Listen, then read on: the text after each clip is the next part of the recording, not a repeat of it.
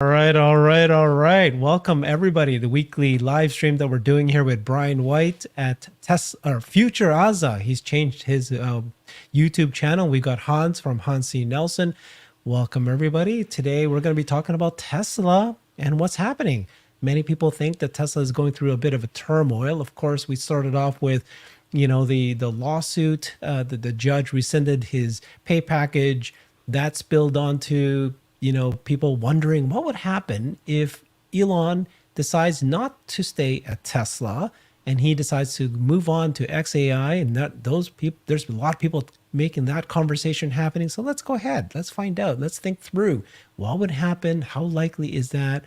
And then the other thing that happened today is that there is rumors, I think at this point, I think even though there was a Bloomberg article talking about Tesla staff, there's that they're bracing for potential job cuts because they've been asked to affirm, during the job review, whether each employee's position is crucial or not. And then we're going to also cover just what could happen with this lawsuit and so forth, and just a variety of things. Where is Tesla sitting right now? The feeling is there's a lot of pessimism by many of the Tesla investors. Let's walk us through. So, yeah, Brian and Hans, who wants to start taking this off first?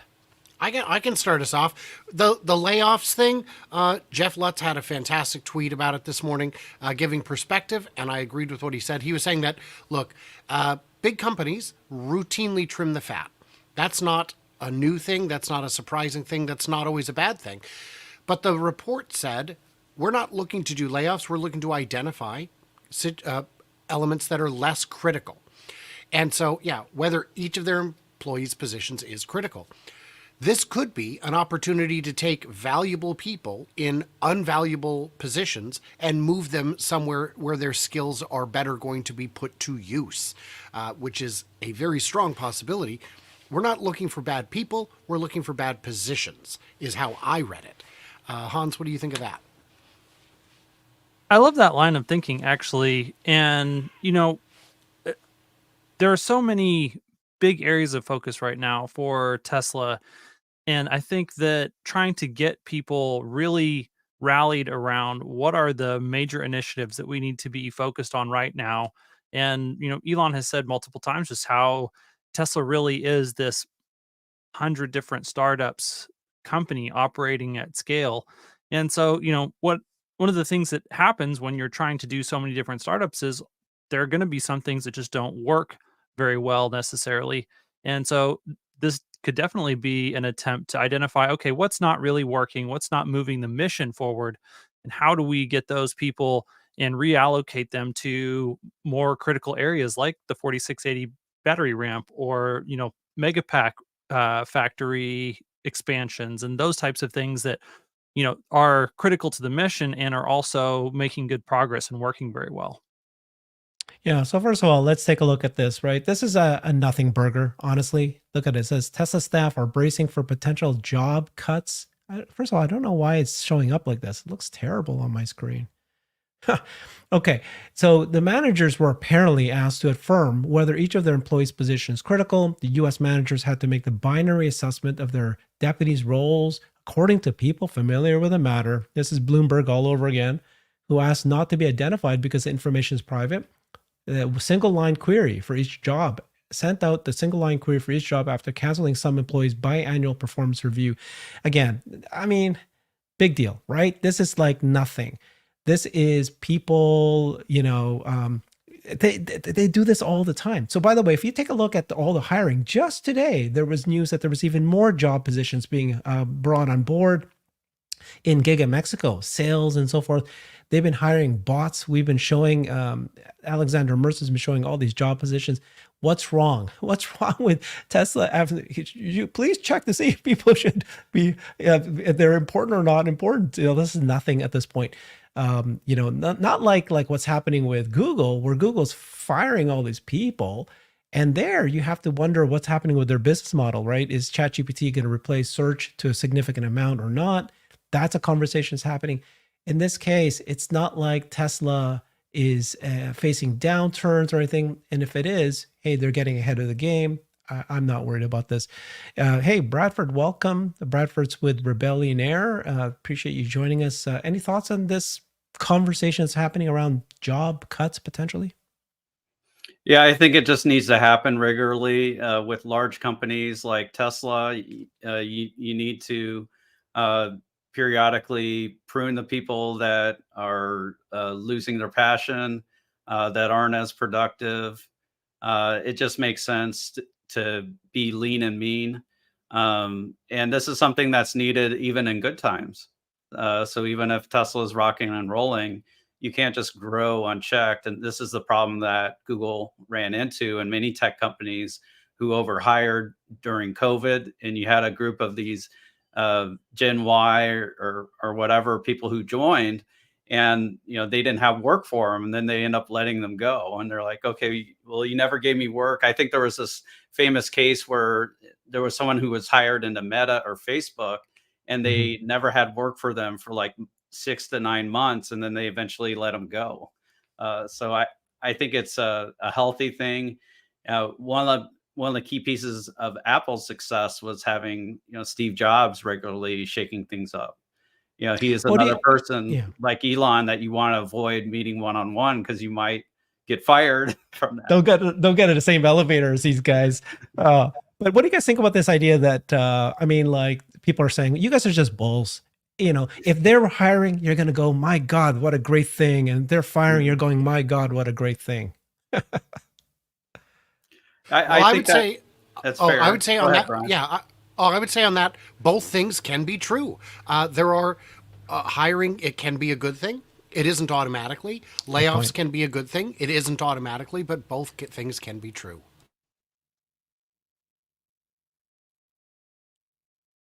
Yeah, no, for sure. I mean, like Elon called it correctly months and months and months before everyone else started following it. What 2 years ago, he started to let go of people, anticipating a recession happening, and it was the right thing to do. He called it correctly. I don't think that this is what's happening right now. Again, this is a nothing burger as far as I'm concerned. First of all, it's a Bloomberg article from people who in the know. So until we hear directly from them, let's not read too much into this. And again, like I've been saying, there's been tremendous amount of hiring for the last several months, the last 3 months, and they're really gearing up for things. And so maybe there's places that they shouldn't be hiring, let them go. So that's great. I mean, I think the overall topic we're having today is is there or is there not turmoil happening in Tesla? So let's break that down, right? Is there turmoil with Elon? I think the answer could be yes, right? This shareholder agreement, this shareholder pay package issue is an issue, right? His asking for 25% is an issue. But until we hear from the board coming in saying, hey, we've resolved this, it's going to be hanging there. Is there an issue with the executive team at Tesla? Is there an issue with production and any of the factories that's happening right now? Let's break that down. Yeah. So, in general, is there turmoil happening at Tesla? Why don't we go through the panel here? Let's go with you, Hans, first. I would say I certainly hope that there's turmoil within Tesla. That Okay. tends to be when all of the important things really happen and things get done. That was one of the main takeaways from Walter Isaacson's book is that, one of the things that Elon thrives on is this conflict He and creates turmoil. turmoil. Yeah. And yeah, when times get peaceful and things are going well, he kind of generates it. And so, I mean, unfortunately, for the employees at Tesla, that is something that they have to deal with, but we can't really argue with the results that it really is productive time and that, you know, anyone who has done important work knows this. When you are under the gun, when you are under major deadlines, when you're trying to pursue a goal that is actually very important or survival critical, then you have to do your best work. And all of a sudden, you're able to do things that under normal times when things are just going good and we're rocking along, that you're just not able to accomplish. And Elon continually puts Tesla in the position to really have their butts on the line for the sake of the mission in a big way.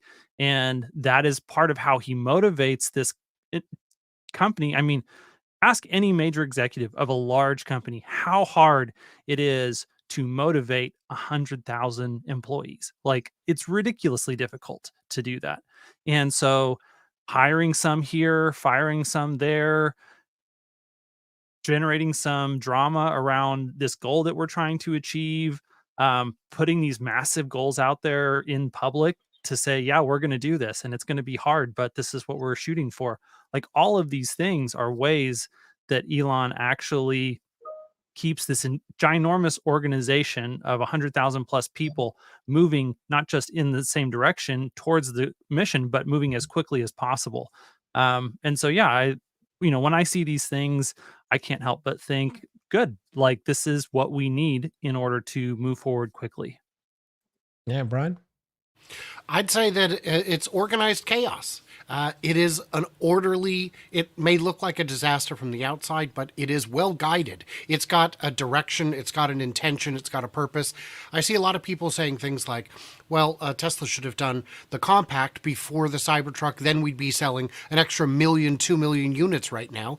And I disagree. The batteries would not have come online in time. Yes, Tesla has enough batteries for what they're producing today, but that doesn't mean the market slack is sufficient to add an extra 2 million in production today. These things have to arrive at the right time. When you look at something like 48 volt architecture, just getting enough 48 volt pieces to make the Cybertruck was challenging in the time that we had, and we had more time than we expected. To get all those 48 volt parts for all those 2 million cars would have been a problem. And there's a method of lessons learned along the way. If we're going to have the unboxed, we had to get there step by step, and this is how you do it. So is there turmoil? I would agree with Hans, I guess, because my first instinct was no, but no, you're right. It is, but it's orderly, organized, intentional chaos, designed to keep fire in their bellies and keep everything moving forward. Okay. Well, I mean, okay, let me I'm going to ask a panel question and get all your answers to this, but there is, like I said, the way I broke it down was what you guys talked about was turmoil, but in a positive way for the employees. I don't think there's turmoil there. Right? That's how Tesla has been run, but it's the Elon situation right now. So let's ask the panel here, go roundtable.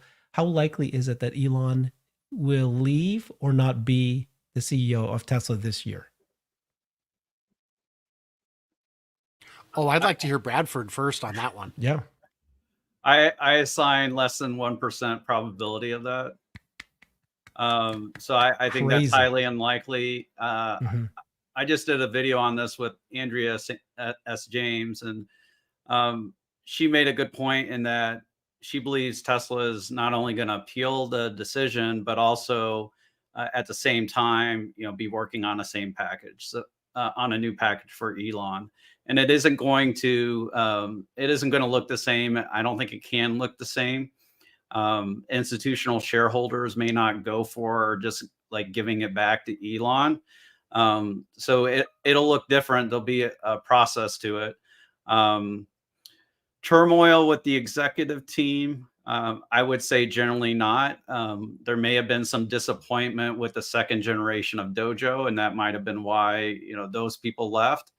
But other than that, I don't see anything. And in fact, there's rumors that some people are back at Tesla that were gone at one point, that were big in Elon's sphere. So I think generally things are much more chaotic under the surface for Tesla.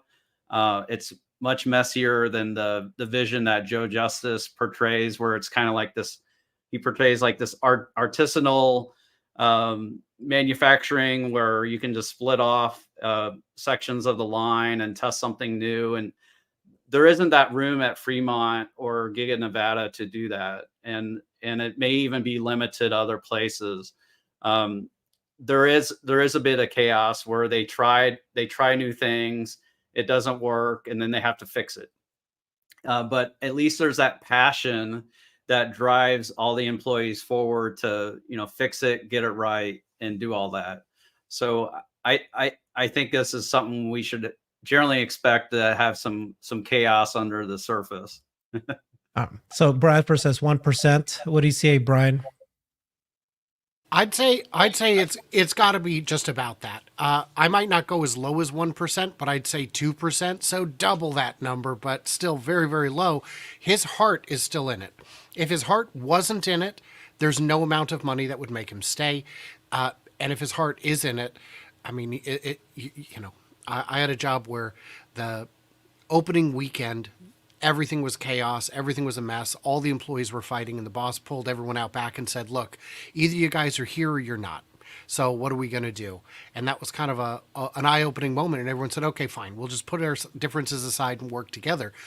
I don't see him ready to leave until it's a blue chip, until it's just a boring, stable, income generating company with no more moonshots or real big upside. And I don't know if that's even going to happen in his lifetime. So I think he's in it for the long haul. I think I agree with what Bradford said, that the institutional investors are not highly motivated to give Elon back 100% of what he earned and agreed to in the first place, because why would they? I mean, we've got an opportunity to claw back a few pennies. Why don't we do it? It's the wrong move. I mean, a deal's a deal. We set impossible targets and he hit them. And my philosophy was, I wasn't a shareholder in 2017 or 18. I bought in 2019, knowing full well what that compensation plan was, and saying, look, if this tiny amount that I'm investing can pay off my house, he deserves his full pay package. And that's what we got. So it's a pretty crazy idea that a court would have the ability to do that. I do think it will be appealed. I don't know enough about the legal goings on to have an assumption about that. But I believe that if that judgment is upheld, it would create chaos for other businesses in the state of incorporated in the state of Delaware, which I don't think is something they want to do. And let's not forget that by doing this, as James Stevenson pointed out, this just took $13 billion in tax revenue out of government coffers.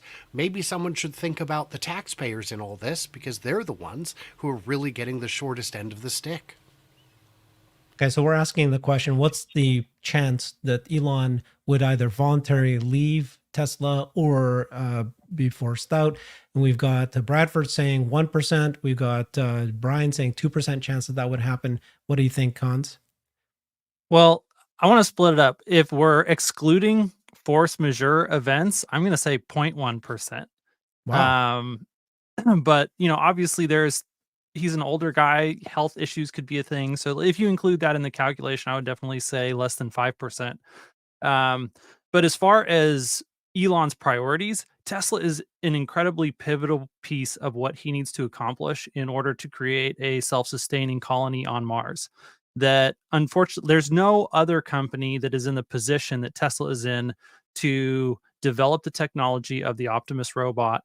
And without Tesla's resources, without the factory as the proving grounds to develop the technology, all of that stuff just gets much, much more difficult.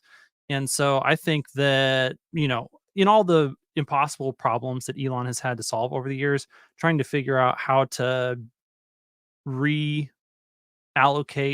whatever needs to be reallocated for him to stay at Tesla and continue to be able to develop these technologies at Tesla, that's trivial compared to things that he's already accomplished. So I think that absolutely will happen, and that his heart is fully in that mission as well. So yeah, there's no reason for him to go and take those things outside. They just have some back of the house logistics to figure out to make it feasible. Yeah, I'm in the same boat as you guys. It's just, I wonder, are we just all Tesla bulls believing this? But basically what he said, right? If you look at what he said, I can see that robotics AI is headed towards, being solved. And therefore I want to make sure that I have an influence to protect society. And I just want to have, 25% of voting control, just to have some influence on that. That is bullish. Think about if he were to take that outside of Tesla, that's what, a 2 to 5 year handicap. That 2 to 5 year handicap that you take by leaving Tesla to do that robotics and AI work is a window of time that you cannot afford to be on the sidelines at this point in the race. Like, you have got to be in the race. You've got to be full speed ahead. If he continues to develop it at Tesla, they're clearly in a leading position. If he takes that and goes outside of Tesla, then all of a sudden he's at the same place as all the other players like Figure AI and the Chinese Yeah. player. In fact, I would say even at a handicap compared to a lot of the Chinese players that are going to have huge backing by the government and obviously are very well sourced in their ability to get other people's intellectual property. Warren Redlick, I just interviewed him on the weekend, and what he was saying was that Elon would go to XAI, and XAI would still have the same partnerships, just like all the Musk Industries. They all have a relationship with each other. It's just that he would move to XAI, and that's where he would do his focus. And I'm like, I don't understand that. You would actually do it in Tesla, and then you partner with XAI. But yeah, what about that scenario? That he would prefer to be at XAI, control that, I don't understand the relationship between the different companies, and I'm not sure if the answer is even known. Is XAI where Grok was developed, or was Grok developed at X? No, And XAI, are they? yeah. And so are they paying a license fee? Is it a partnership? Well, I what don't they know did how any was- of that works. What they did was XAI said that X now has a 25% ownership of XAI, and that Tesla, Elon confirmed that Tesla is going to have an ownership of XAI, and that's how they can then share all the work that they do. Yeah, I don't know. I don't have a good answer on that, I guess. Yeah, I So don't think what- it's. Go ahead. So what about the eVTOL? Like, does Tesla need to start it there first so Elon can't take it elsewhere? What do you mean? So yeah, eVTOL. He's talked about it. What do you mean? That Tesla will what? Sorry, what's your So like Elon seems to be like taking these ideas outside of Tesla. So Mhm. like, what's to protect Tesla shareholders or Tesla from Elon taking eVTOL to SpaceX, for example? Mm-hmm. Well, I mean, the If only we don't reason he compensate him fairly, I think that the risk of him doing that elsewhere is much higher. no, but okay, And I would, that's- I would the agree with reason all he this. brought it to Yeah. XAI, guys. Do you not buy his answer? His answer was he was trying to build AI in Tesla, but the key employees that he wanted to hire did not want to work for a big corporation. They want to have lots of shares in a small corporation, so he had to form XAI. Do you guys not buy that excuse at all? I buy it. I buy it, and it makes perfect sense. If you are a brilliant mind in AI and I need to recruit you, giving you stock options that are likely to double or triple is great. But XAI shares could 10x, could 100x more reasonably, and I get that. So I don't have an issue with that. The question is moving forward. If the judgment is upheld, if the shareholders are unable to give him back the package that was stolen from him in the largest heist in world history, is Elon going to be able to? Is he going to be motivated to keep these products inside Tesla? Or is he going to say, no, you know what? Any new idea I have is a whole new company every single time. And it's a real risk, I think. Yeah, I mean, the same argument about why he had to incentivize those early employees to join XAI is a valid argument that you could make anytime you start something that is really at the cutting edge of technology. And so, I mean, yes, it's a valid set of reasons that exist, and I don't doubt him. And I believe that is an issue that he was facing with XAI. But Okay, to go back to yeah. Bradford's example of eVTOLs, well, what about all the engineers that are going to want to work on the eVTOL project? Are they going to say, "Hey, I would much rather have a private company that I can actually have a large percentage of stock ownership in?" Like the same argument could be made there as well. Okay, well, the couple points I want to make. Okay, so first of all, does it matter eVTOL, right? Just the company today with bots, with with energy, right? What's the other thing I'm missing now? Autonomous driving. We're all going to be very happy. I mean, why are we hoping that, oh, what this brand new idea that hasn't come yet? What if that doesn't happen to Tesla? I mean, we're already very happy. Here's somebody said this, and tell me how true this is. One-eyed man says, Long after he said all these things, he threatened to pull all of it, including robot, out of Tesla. Elephant in the room. Okay, it's no longer an elephant in the room. I brought it into the topic. How is he going to pull robots out of Tesla? How does that happen? Impossible. Impossible. What are you talking about? Impossible. It's already the patents filed already say Tesla on them. It's part of the company. That would be a legitimate lawsuit against whatever company that would become. That's not how that works. That's crazy. Anyone else have a thought? I'm curious to Yeah, hear what Bradford has to say. what they could do is they can incentivize the workers. So like for XAI, if you meet certain milestones, you get a 100x return. So like that could be done in Tesla. So eVTOL or whatever it is, HVAC or whatever new thing that gets people excited. If we're successful in this area and we bring it to a certain level, we could structure a compensation package where they get very wealthy from it. Doesn't Yeah, have I to like just that. be Elon that gets packages like that. No, that's great. Where I'm not giving you 10,000 shares. I'm giving you a variable scale based on performance. I think that would. I don't see why that wouldn't work and wouldn't be equally motivating. But yeah, that's a good. That's idea. one of the things, honestly, that was the most frustrating to me about the judge's ruling, because at least I kind of took it as just an attack on the idea of performance-based incentive packages. And I know from personal experience in managing people that performance-based pay solves so many issues. It aligns incentives, it keeps good employees, it disincentivizes poor performance. Like, there are so many positive things for operating a lean and efficient and effective business that is just hugely beneficial from performance-based pay. And yeah, that was hugely frustrating for me. Let's play around with this scenario just a little bit more. I don't want to because it's so dumb, but let's say Elon is no longer part of Tesla. What happens? I'll give you my quick answer, which is nothing. Honestly, yeah, Tesla is already at the point where the car company, the car business is going to very, very succeed. You've got people that are building factories. They've already automated it. Elon's already put in his efforts there. It's not going to slow that down. Energy is not going to slow energy down. I don't believe it's going to slow the bot down, and I don't think it's going to slow autonomy down. All of these are already reached the point that they're off on their own at this point. Maybe slow it down a little bit, but not significantly. And it's all going to be very successful regardless.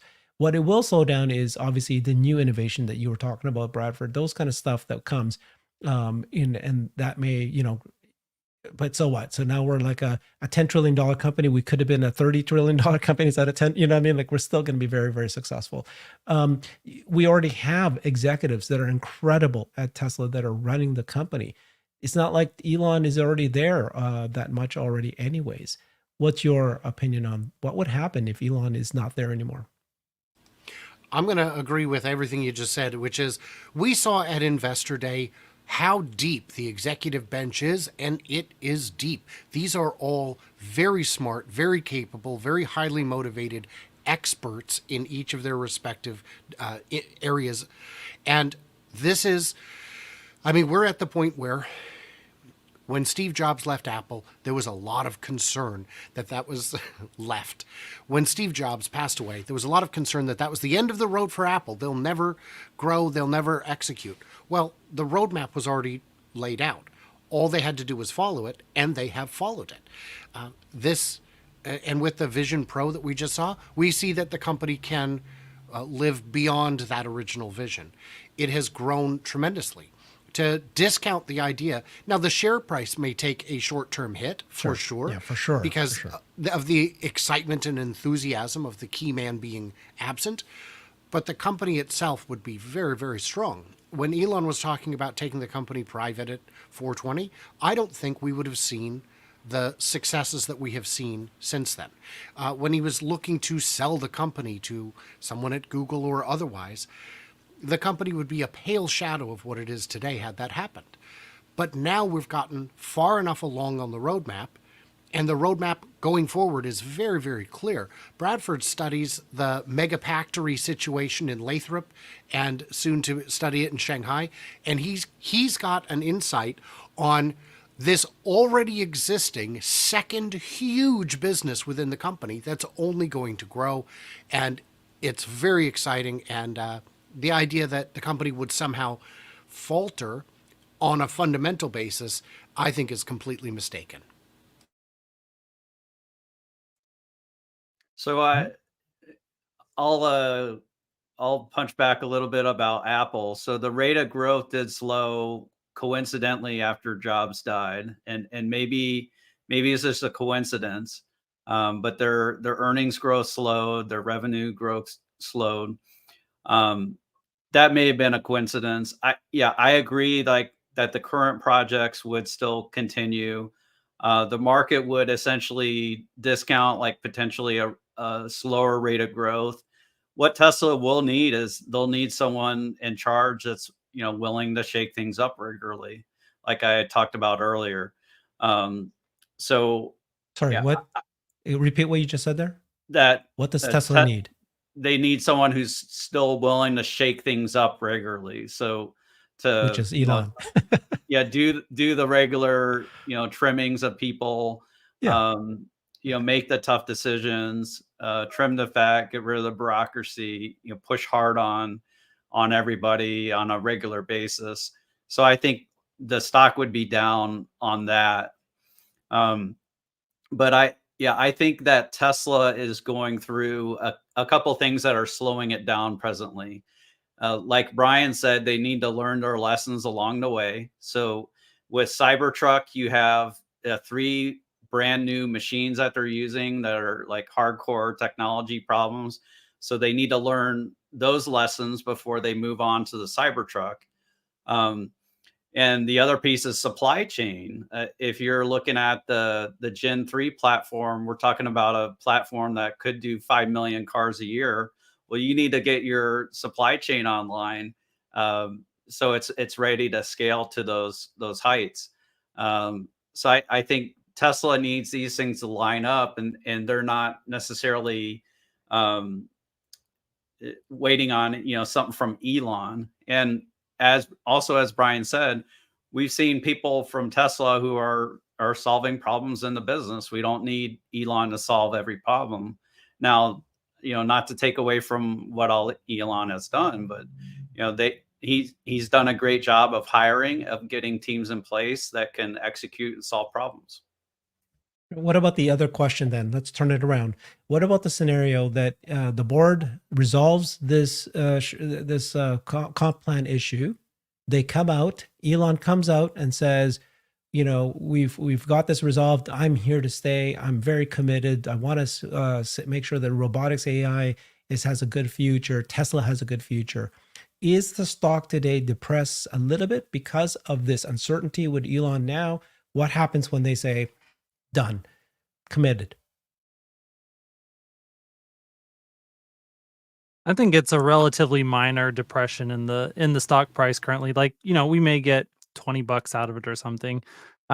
Depending on the timing, it could coincide with some other things starting to go right. If we hear that at the same time that all of a sudden we see auto gross margins expanding and some other positive news, it could be the first catalyst in a wave of other things that do end up to a larger stock move overall. But I think that just that little bit of uncertainty is relatively minor in the overall stock price today. So I'm going to say that we've been looking at catalysts for this year, and on the surface, it doesn't look like there are many because factories are not nearing completion and ramps are incremental rather than exponential, apart from Cybertruck, which is still not expected to produce massive units this year, significant compared to the competition, but that's a very low bar. But some big financial catalysts, some things that could move the stock, is we've got enhanced autopilot is about to be approved in China, and we've got FSD is about to be approved in Europe. Even if the take rates are very low, that is almost entirely profit. That is so much gross margin that'll be added on, and it could only be $1 or $2 a share over the short term, but it's free money that hasn't really been considered and weighted just yet? I think the pressure has been on the stock because of just the negative momentum seemingly in the business on a relative basis, especially compared to other tech names. So people are looking at Nvidia's insane growth in their earnings. They're looking at Meta, their investments in AI paying off, and the same with Amazon. They're cost cutting with their and the benefit they're getting from AWS. So they're looking over here. They're not seeing something commiserate with Tesla over the short term. And so people are tending to get impatient with Tesla and are adding dollars to these other names. I do regular polls. I don't know how scientific they are, but I'll be like, are you selling Tesla and buying Nvidia today? And I get a number of people that say yes. Mhm. And it surprises me a bit, but this is just human nature, the FOMO and the impatience. Okay. Let's stick with the topic right now, which is, Tesla disaster coming. Is there a chance? What are play the bear, right? What is the worst case scenario that can happen at this point? Because right now, we don't know what's going to happen with the Elon and the board and the compensation scenario. That is definitely a overhang as an issue that needs to be resolved. But you guys have kind of downplayed it a little bit, saying it's not impacting the stock. It's not yet something to be concerned about. But what happens if it is? And then, just like you said, Bradford, right? Like, people are now there's money on the sidelines. The economy is looking better. They're trying to invest in growth companies. They're looking at the Mag 6, the AI companies. They're not looking at Tesla as an AI company. With this happening, there's going to be a quiet year, right? So what's the worst case scenario that can happen to Tesla? I think it would Worst have case to in be, terms of what? yeah, like you would require a whole number of things that are unlikely. Bot progress would have to slow down. We'd have to stop seeing these regular updates on bot. The wheels on Dojo would have to completely come off, and it seems like that's not the case since they're investing in, growing the expansion there in Buffalo, New York. Um, and then, all of that on top of something happening with Elon and him. I mean, the one thing that we at least should put our thinking caps on about is that Elon could die tomorrow and he could be Sure, suddenly gone that could from the happen. company. Yeah. And in that scenario, I think that's almost the worst case scenario because it means that, there's not that smooth transition Mhm. of him being in the position that he's in and really preparing the next person to go ahead and take over, not theoretically, hypothetically down the road someday, but like now. Mhm. And so that's a huge thing. And one of the things that Elon brings to the company, and Bradford touched on this. I love Andre Karpathy's way of saying this. He says Elon is an exceptionally effective warrior in the fight against entropy. And what is entropy? Okay, entropy is the thing that, slows everything down and gets it stuck and keeps it from being effective. And while I love seeing the incredible bench of super smart people, all experts in their field at the shareholder day when they laid out master plan part 3, one of the things that we did not see on that stage is a person besides Elon who had a good understanding of every single one of those pieces and Yeah. how they all fit together. And then combine that with his ability to trim the fat and motivate and hold people accountable and push people when they think that they're doing something that's impossible. And he's like, no, that's actually possible. You just need to work harder. Like, let's break through this stagnant thinking that you have. Um, so to have that person that's at that level and can do that function for startup idea after startup idea after startup idea all across the company is a very unique thing. And I think without someone who has that capability in his shoes, that Tesla will definitely slow down, just like we've said. And I think, slow down significantly. And I think that is going back to the Apple analogy. I think that is one of the things that Steve Jobs had that he was much better at than Tim Cook is. And I think that that's part of the reason that, yes, there's still that core Apple DNA that exists there, and they're able to do some things. But let's be honest, they're not executing on rapid progress the same way they were under Steve. And I think the same thing is what we would see in Tesla. And so if he were to suddenly pass away, that's what I think, or be incapacitated for whatever reason, if he was out tomorrow, I think that those are the things that we would really need to be concerned about moving forward, and looking for, okay, who is that replacement? Do they have that ability to see the big picture and to keep everyone moving in the same direction? Do they have the political savvy to keep this team and that team from eating each other, or keeping all of the difficult if there's a weak leader at the top or a lack of strong leadership, then all of the political games just get turned up to 11. And so that would be something that we'd have to navigate through as we figure out, okay, who's that person going to be? And hopefully all of them are in strong enough ideological alignment to be able to handle that in a healthy, mature way. But all of that would just be things that we would have to monitor in real time and see what it actually looks like on the ground.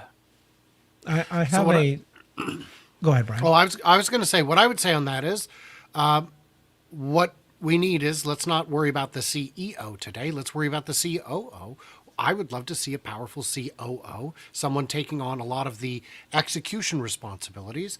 And I think there's been some names floated, like Tom Jew, like Drew Baglino, who would be well positioned today to take on a lot of that responsibility and add a greater sense of security, I suppose, to some of the more skittish investors. What do you guys think about that? Well, I agree with everything you guys said. Okay, COO is very important. Let me just add a little bit of a different thinking here, just to expand the conversation. Tesla is an ETF. It is made up of 20 plus different startups. And you don't necessarily need to have one person that is running everything at this point. You need somebody in charge of energy. You need somebody in charge of manufacturing electric vehicles. You need somebody in charge of autonomous driving. You need somebody in charge of bot. And if that person succeeds, that division can outdwarf the current company it is today of auto. You know what I mean? Like, so why do you need a person that's going to run energy, bot, and autonomous driving and all of it all one person? You don't necessarily need that. You need somebody who starts things, and then you have somebody running that entire business unit, which is very different. Each of those business units are very different from each other. Like an auto business is so different from the energy business, which is so different from the bot business. You know what I mean? Like, that's all. I just want to throw that out there. Do you really need an overarching CEO for the entire business, or do you need a CEO for each business unit? Because each business unit, by the way, is massive businesses. Like Dojo itself, there's NVIDIA that's doing what Dojo's doing, like that's an entire business on its own.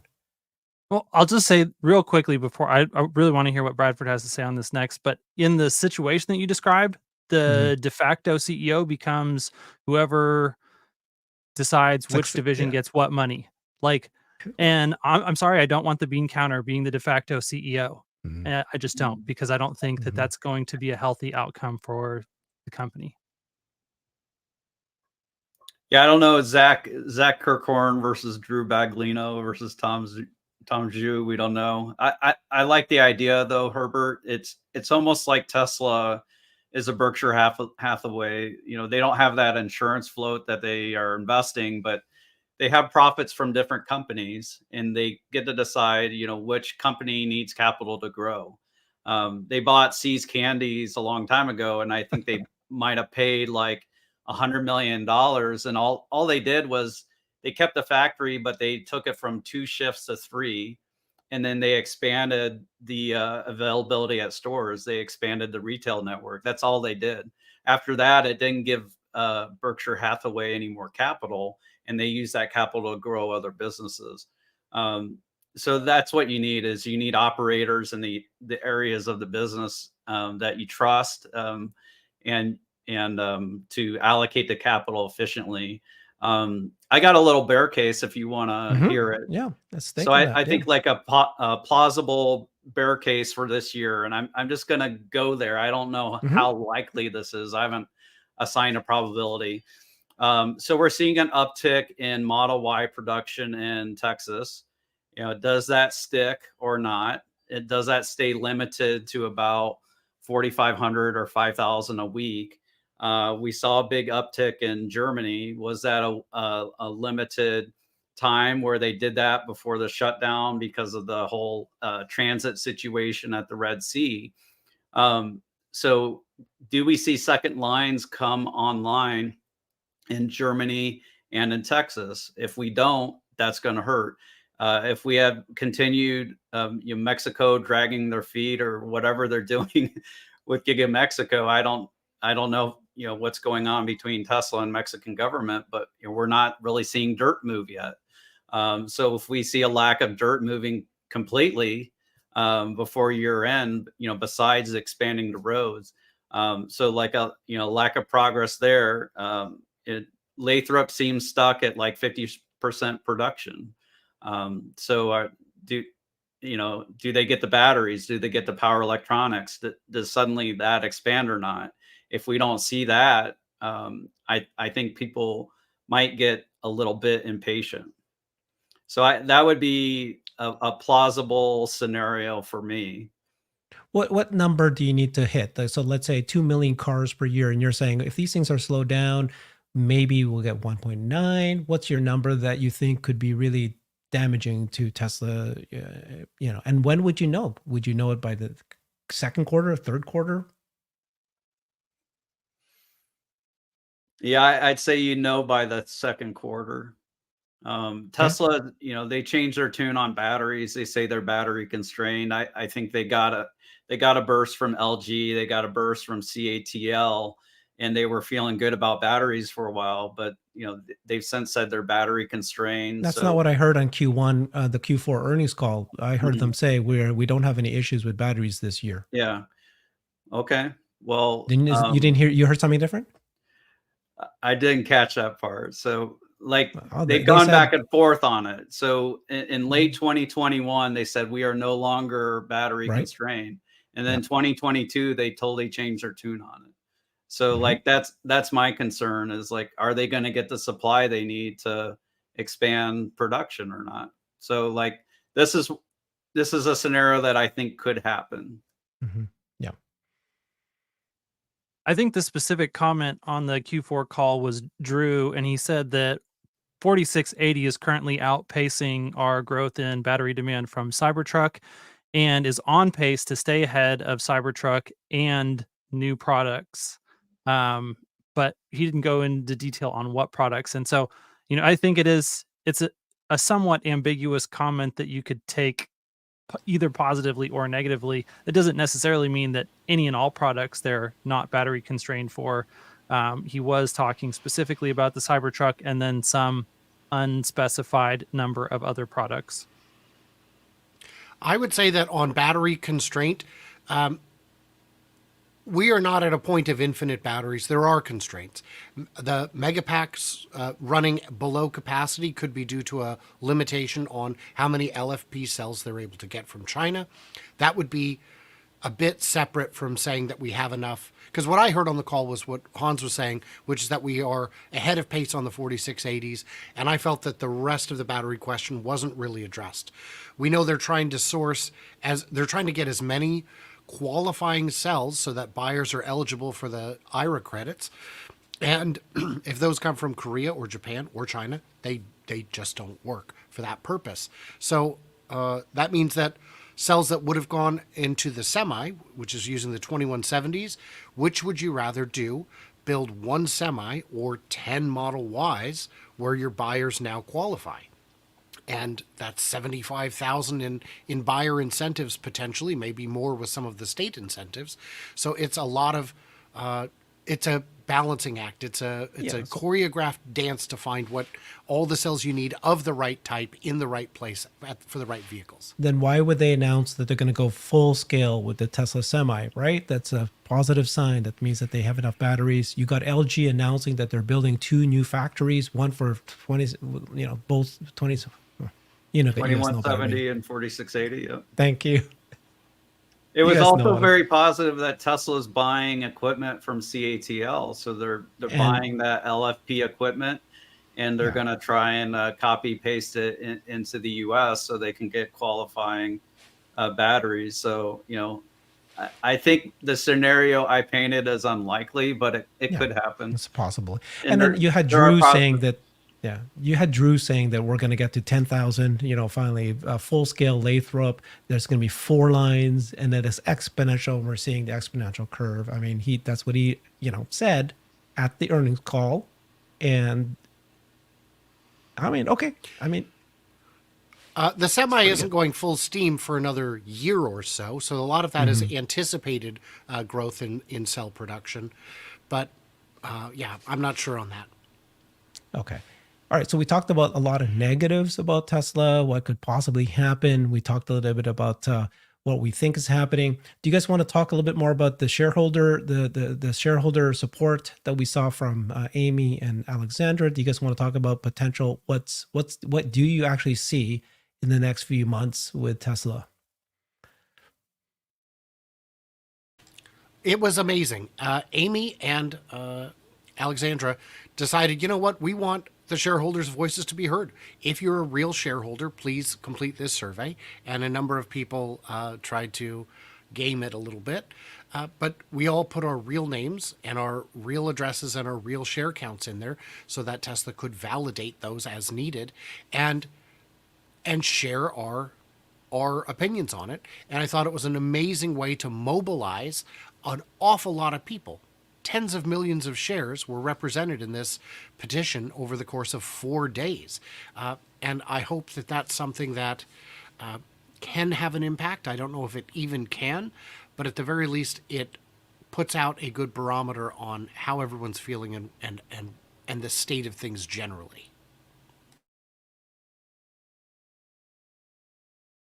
Yeah, so let's report on that. So we actually had a couple of articles written about it. So Tesla investors pledge support for Elon Musk, his 25% ownership goal.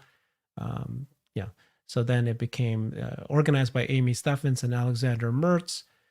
Then what they did was they actually were able to get signatures in a matter of 4 days, including 2 days, which are a weekend.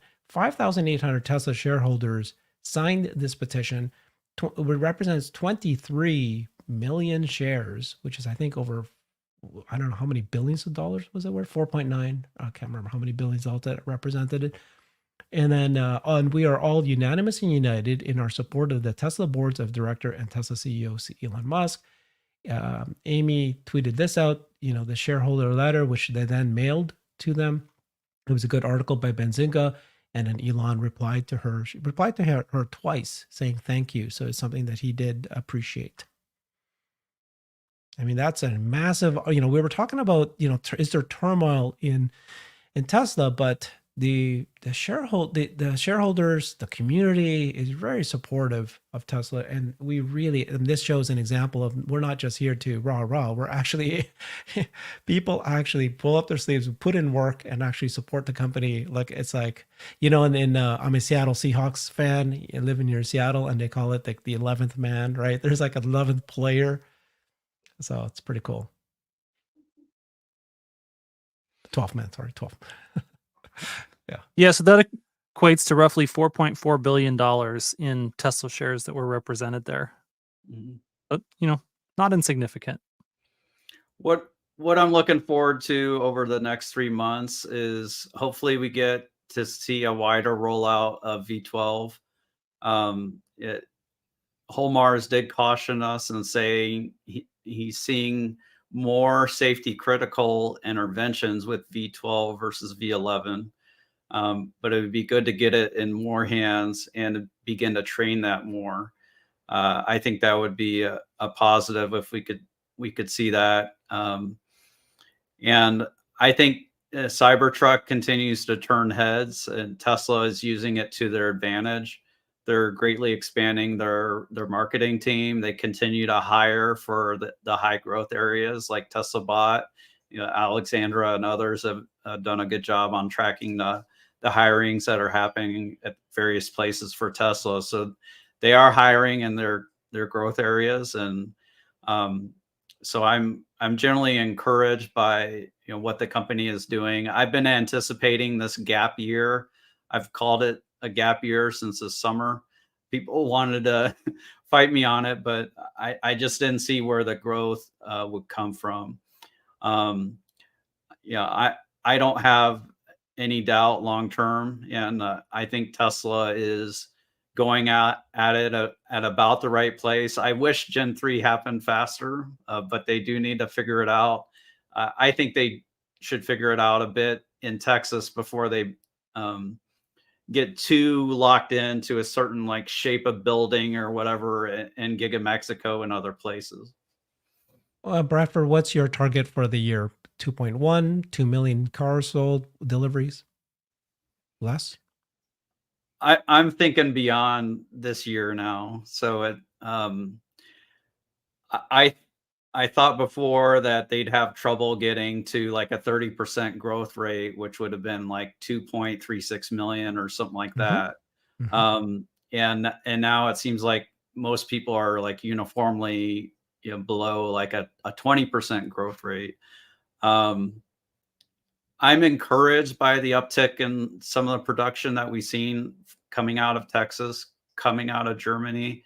I'm hopeful that it's going to continue. We're starting to see an uptick in Cybertruck. So I think we're going to beat whatever number Wall Street's lowered themselves to. I think they're at like 2.1 1.94. million or lower Yeah. now. Yeah. So I think we should easily beat that now. So I'm optimistic along these lines. Yeah, because when you were saying earlier that we're going to see it, we're in between growth curves, which is what they said. You made it sound like that they're going to be really low. What they just said was it's going to be notably lower growth rate than it was last year. That's what they said.